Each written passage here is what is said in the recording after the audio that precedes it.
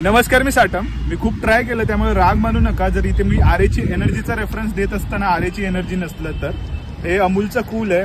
3 वेगवेगळे फ्लेवर आहेत. इलायची आहे, केसरचा आहे आणि बदाम फ्लेवर. बघा, इंटरेस्टिंग गोष्ट कशी आहे माहिती आहे का, जरी आता मी अमूल कूल घेतलंय ना तरी मी तुम्हाला आरेच्या एनर्जी बद्दलचे इंटरेस्टिंग फॅक्ट सांगतो. का माहिती आहे का, तर ते मुंबईशी खास जास्त रिलेशन आहे त्या गोष्टीचं. त्यामुळे विषय कसा आहे माहिती आहे का, 1980-90च्या दशकामध्ये ज्या वेळेला मिल मजदुरांचा संप झाला होता त्यावेळेचे मुख्यमंत्री वसंतदादा पाटील त्यांना ना शेतीबरोबर अजून वेगवेगळे व्यवसाय, जोडधंदा ज्याला म्हणतो ना, तो प्रगत करायचा होता आणि सर्वत्र पसरवायचा होता.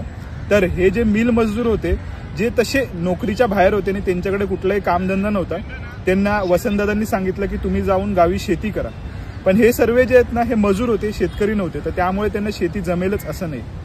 मग त्याच्या बदली दुसरा एक ऑप्शन काय, तर डेअरी, म्हणजे काय, तर दुधाचा व्यवसाय करू शकतात. पण त्यातून काय झालं माहितीये का, एकंदरीत दूध हा जो प्रोडक्ट आहे ना, तो गव्हर्नमेंटनी रेग्युलराइज केलेला आहे. म्हणजे त्याच्यावर महाराष्ट्र सरकारचं खूप मोठं नियंत्रण आहे. हे पण स्वर्गसुखच आहे. तरी त्यामुळे काय झालं माहितीये का, शासनाला ते सर्व जे दूध एक्स्ट्रा प्रोड्यूस व्हायला लागलं, हे जे सर्व मजूर होते ते गावी जाऊन त्यांनी दुधाचा व्यवसाय चालू केल्यामुळे आता या दुधाचं करायचं काय, असा खूप मोठा प्रश्न एकंदरीतच महाराष्ट्र शासनाच्या समोर उभा राहिला होता. आणि त्यावेळेला एक श्रीनिवास साहेब होते, त्यांच्या मनामध्ये होती अशी एक आयडिया. कारण त्यावेळेला फक्त महाराष्ट्र शासन दूध आणि एकंदरीत दुधाच्या रिलेटेड गोष्टीचं डिस्ट्रीब्युशन व्हायचं. पण मग त्याचे जे बाय प्रोडक्ट्स होते, म्हणजे लस्सी किंवा मग दुसरं असेल तूप, ह्या सर्व गोष्टी विकल्या नाही जायच्या. मग त्यावेळेला ना श्रीनिवास साहेबांच्या मनामध्ये होतं की अशा प्रकारचा फ्लेवर्ड मिल्क आपण विकण्याचा प्रयत्न करू, जे की पौष्टिक सुद्धा असेल आणि जे सॉफ्ट ड्रिंक्स असतात जे आपल्या शरीरावर हानिकारक असतात त्याला एक ऑप्शन म्हणून आपण निर्माण करू शकतो.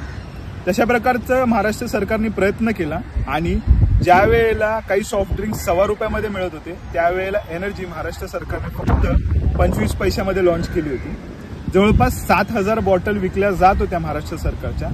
पण इंटरेस्टिंग गोष्ट अशी की ह्याचं सरकार बिझनेसमध्ये रूपांतर करू शकलं नव्हतं.